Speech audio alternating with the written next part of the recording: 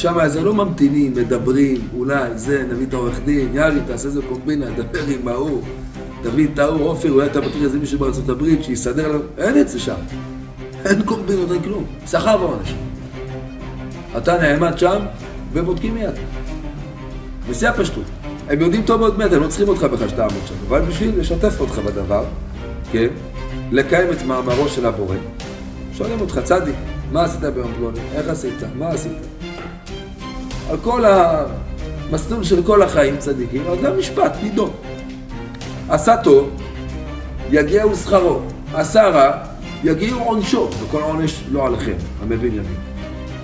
ואחרי כל העונשים הללו עוד יכול לעבור עוד פעם בגלגול, שוב לעולם הזה, עוד הפעם עכשיו הורידו אותך. למה? כי לא תיקנת הפעם שעברה.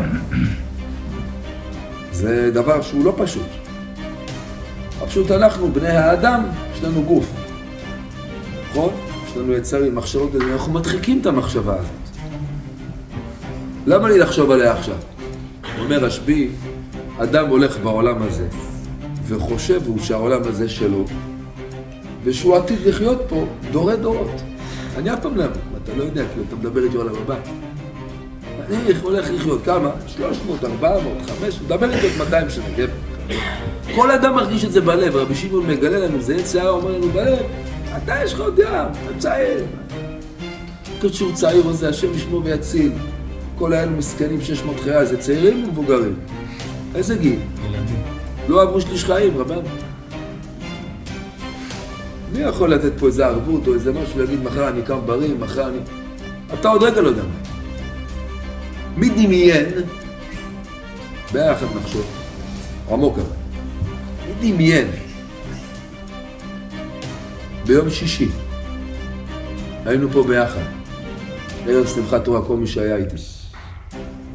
איזה שמחה, איזה ריקודים. מכרנו את ההוצאות של הספר תורה, אתה זוכר? כל הוצאה 1,000, 2,000 שקל ספר. השקיות היו אצלי בבית, הרב, חילקתי אותם בסוף לאנשים ש... אתה זוכר? ורוקדים פה עם התורה, יום שישי בלילה זה ערב שמחת תורה. מישהו דמיין, כל הציבור היה פה, זה 500, מישהו דמיין, בוא נחשוב ביחד.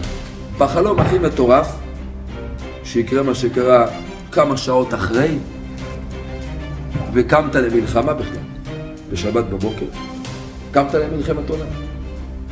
לא יכולתי לבוא לפה להתפעל, אני באתי לפה להתפעל, אני ועל כל הדרך, זרקו עלינו טילים ואחרים ללכת. לא ידענו מקום. הגענו לפה בשעה 8:30, נכנסנו, לא היה פה בן אדם. אמרתי, מה זה? שמחת תורה, תמיד מגיע לפה 500. לא הבנתי מה קורה בכלל.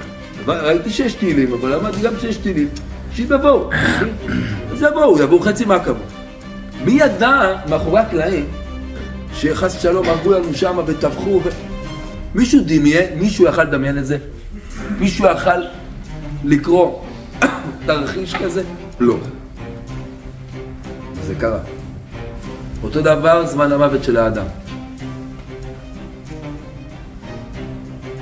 גמרא אומרת שהגלב של האדם מוליכים אותו לאן שהוא צריך למות, ואיפה שהוא צריך למות. אדם לא יודע כלום, אדם לא יודע מה ילד יום. אתה לא יודע. לכן, חכם זה תמיד חושב קצת קודם.